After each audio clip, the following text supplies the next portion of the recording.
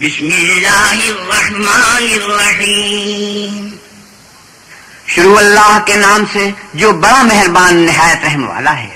هل اتاک حدیث الغاشیہ بھلا تم کو ڈھانپ لینے والی یعنی قیامت کا حال معلوم ہوا ہے؟ وجوہ یومئذ خاشعۃ عاملۃ ناصبۃ تصلی نارا حامیہ۔ اس روز بہت سے منہ والے ذلیل ہوں گے، سخت محنت کرنے والے تھکے ماندے دہتی آگ میں داخل ہوں گے۔ تسقى من عين آنية ليس لهم طعام إلا من ضريع لا يسمن ولا يغني من جوع۔ ایک کھولتے ہوئے چشمے کا ان کو پانی پلایا جائے گا، اور خاردار جھاڑ کے سوا ان کے لیے کوئی کھانا نہیں ہوگا جو نہ فربہی لائے نہ بھوک میں کچھ کام آئے۔ وجوه يومئذ ناعمة لسعيها راضية في جنة عالية۔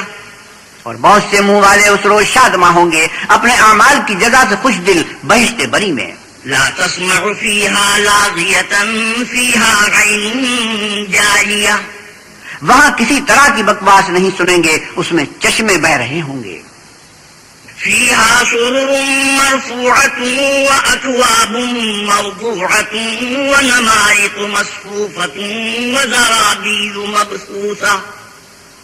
وہاں تخت ہوں گے اونچے بچھے ہوئے اور آپ خورے قرینے سے رکھے ہوئے، اور گاؤں تکیے قطار کی قطار لگے ہوئے، اور نفیس مسندیں بچھی ہوئی۔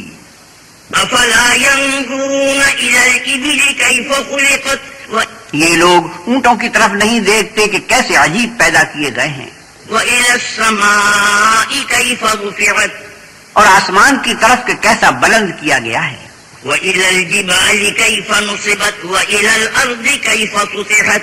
پہاڑوں کی طرف کہ کس طرح کھڑے کیے گئے ہیں اور زمین کی طرف کہ کس طرح بچھائی گئی ہے۔